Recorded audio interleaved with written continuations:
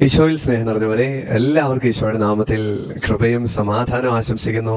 ഉണ്ണീശോയുടെ തിരുമുഖത്തെ ശാന്തത നിങ്ങളെല്ലാവരുടെയും ഹൃദയത്തെ ഭരിക്കട്ടെ എന്ന് പ്രാർത്ഥിക്കുന്നു, ആശംസിക്കുന്നു. എല്ലാവർക്കും ഒത്തിരി സ്നേഹത്തോടെ ഈശോയുടെ പിറവി തിരുനാളിന്റെ പ്രാർത്ഥനാശംസകൾ സ്നേഹത്തോടെ നേരുന്നു. ഈ ദിവസം എല്ലാവരുടെയും ജീവിതത്തെ സംബന്ധിച്ച് ഏറെ അനുഗ്രഹപ്രദമാകട്ടെ എന്ന് ആശംസിക്കുന്നു, പ്രാർത്ഥിക്കുന്നു. നമ്മൾ ഒരുമിച്ച് ഈശോയുടെ തിരുപ്പിറവിക്ക് ഒരുങ്ങി ഈ ദിവസത്തിലെത്തി. ഈ ദിവസങ്ങൾ അത്രയും നമ്മളെ നയിച്ച നമ്മുടെ കർത്താവിന്റെ അനന്ത പരിപാലനയ്ക്ക് നമുക്ക് നന്ദി പറഞ്ഞുകൊണ്ട് പ്രത്യേകമാമിതം പ്രാർത്ഥിക്കാനായിട്ടൊന്ന് പരിശ്രമിക്കാം. ഈ ദിവസങ്ങളിലൊക്കെ ഇങ്ങനെ തുടർച്ചയായിട്ട് വചനം ശ്രവിക്കാനായിട്ട് പറ്റി. It's A blessing. ഇതൊരു അനുഗ്രഹമാണ്. ആ രീതിയിൽ തന്നെ നമുക്ക് അതിനെ കണ്ട് ഈശോയ്ക്ക് നന്ദി പറയാം. ഇന്നലെ 24-ാം തീയതി സീറോ മലബാർ സഭ ആരാധനാ ക്രമത്തിൽ സുവിശേഷ വായന ഒരുപക്ഷെ നിങ്ങളിൽ ചിലർ ശ്രദ്ധിച്ചിട്ടുണ്ടാവും. 25-ന് തൊട്ട് തലേന്ന് 24-ാം തീയതി വായിച്ച സുവിശേഷ ഭാഗം, പരിശുദ്ധ കുർബാന മധ്യ വായിച്ച സുവിശേഷ ഭാഗം, അത് വിശുദ്ധ മർക്കോസ് അറിയിച്ച സുവിശേഷത്തിന്റെ 6-ാമത്തെ അധ്യായത്തിൽ നിന്നുള്ള വായനയാണ്. എന്തായിരുന്നു അതിന്റെ ഒരു സമ്മറി? ഈശോ സ്വദേശത്ത് അവഗണിക്കപ്പെടുന്നു എന്നതായിരുന്നു.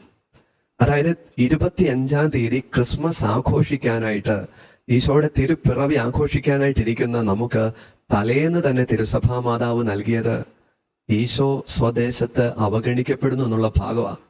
ഈ ദിവസത്തിന്റെ പലവിധ ആഘോഷങ്ങൾക്കിടയിൽ ഈശോയിൽ സ്നേഹം നിറഞ്ഞവരെ, നമ്മുടെ പ്രിയപ്പെട്ടവനായ ഉണ്ണീശോ അവഗണിക്കപ്പെടാതിരിക്കാൻ പ്രത്യേകം ശ്രദ്ധിക്കണമെന്നുള്ള ഒരു ഓർമ്മപ്പെടുത്തലാ തലേന്ന് കിട്ടിയത്. നമ്മുടെ അമ്മയായ തിരുസഭ നമ്മളെ ഒന്ന് ഓർമ്മിപ്പിക്കുകയായിരുന്നു. 25-ാം തീയതി ആഘോഷങ്ങൾക്കിടയിൽ ഈശോയെ ഉപേക്ഷിക്കില്ല കേട്ടോ, ഈശോയെ അവഗണിക്കില്ല. അപ്പൊ ഈ ദിവസത്തിൽ, ഈശോയുടെ തിരുപ്പിറവി ആഘോഷിക്കുന്ന ഈ ദിവസത്തിൽ നമുക്ക് പ്രത്യേകം ഒന്ന് ശ്രദ്ധിക്കാം.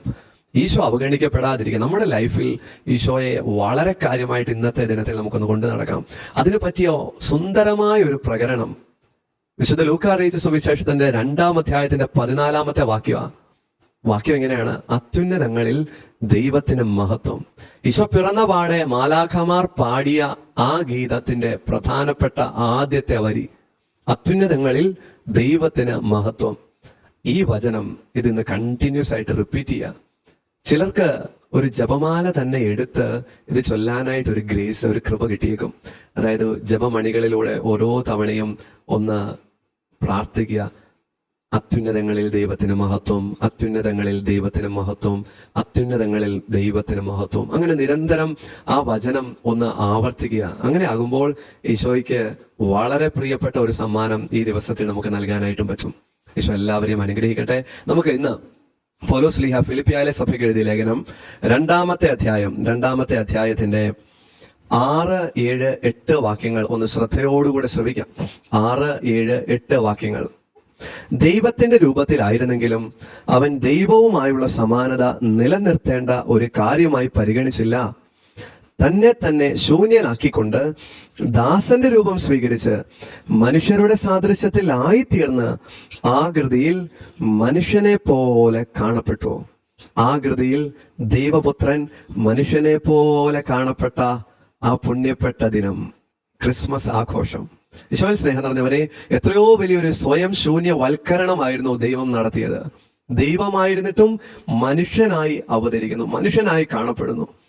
ഈ ശൂന്യവൽക്കരണത്തെ, ഈ സ്വയം ശൂന്യവൽക്കരണത്തെ ഫുൾട്ടൺ ജെ ഷീൻ എന്ന് പറയുന്ന ബിഷപ്പ്, കഴിഞ്ഞ നൂറ്റാണ്ടിൽ അമേരിക്കയിൽ ജീവിച്ചിരുന്ന പ്രസിദ്ധനായ റേഡിയോ പ്രഭാഷകനായ ബിഷപ്പ് ഫുൾട്ടൺ ജെ ഷീൻ, അദ്ദേഹം ഇത് അതിസുന്ദരമായിട്ട് അവതരിപ്പിച്ചു. എങ്ങനെ ഇദ്ദേഹം അവതരിപ്പിച്ചതെന്നോ? ഇദ്ദേഹം പറയുകയാണ്, നിങ്ങൾ നിങ്ങളുടെ മനസ്സും ആത്മാവും എടുത്ത് താഴ്ന്ന തരം മൃഗമായ നായയുടെ ശരീരത്തിലേക്ക് വെക്കുന്നു എന്ന് വിചാരിക്കുക. അത് എത്രയോ വലിയൊരു താഴ്ന്ന ഒരു അവസ്ഥയായിരിക്കും. അതായത് മനുഷ്യനായിരുന്നിട്ടും നമ്മുടെ മനസ്സ്, നമ്മുടെ ആത്മാവ് താഴ്ന്ന തരം ജീവിയായ നായയുടെ ശരീരത്തിലേക്ക് വെക്കപ്പെടുന്നു.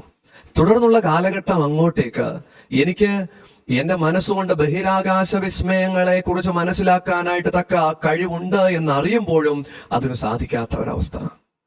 എനിക്ക് സംസാരിക്കാനായിട്ട് നല്ല പാടവം ഉണ്ട് എന്ന് പറയുമ്പോഴും തുടർന്ന് അങ്ങോട്ടേക്കുള്ള കാലഘട്ടത്തിലേക്ക് എല്ലാ നായകളെ പോലെയും കുരയ്ക്കാനായിട്ട് മാത്രം പറ്റുന്ന ഒരു സ്ഥിതിവിശേഷം. തുടർന്ന് അങ്ങോട്ടേക്കുള്ള കാലഘട്ടത്തിൽ ഒരു നായയെ പോലെ ജീവിക്കുന്ന ഒരു സ്ഥിതിവിശേഷം, അതെത്രയോ സ്വയം താഴുന്ന ഒരു സ്ഥിതിവിശേഷമായിരിക്കും. ഈ ഒരു ഉദാഹരണത്തിലൂടെ ബിഷപ്പ് ഫുൾട്ടൻ ജേഷീൻ ദൈവപുത്രൻ നടത്തിയ ശൂന്യവൽക്കരണത്തെ നമ്മൾ ഓരോരുത്തരുടെയും ഉള്ളിലേക്ക് വളരെ കാര്യമായിട്ട് കമ്മ്യൂണിക്കേറ്റ് ചെയ്തിരുന്നുണ്ട്. ഈശോയിൽ സ്നേഹം നിറഞ്ഞവരെ, അത്രയും വലുതായ മഹത്തായ ശൂന്യവൽക്കരണമാണ് ദൈവമായിരുന്നിട്ടും മനുഷ്യനാവുക എന്ന് പറയുന്ന ഈ ശൂന്യവൽക്കരണം.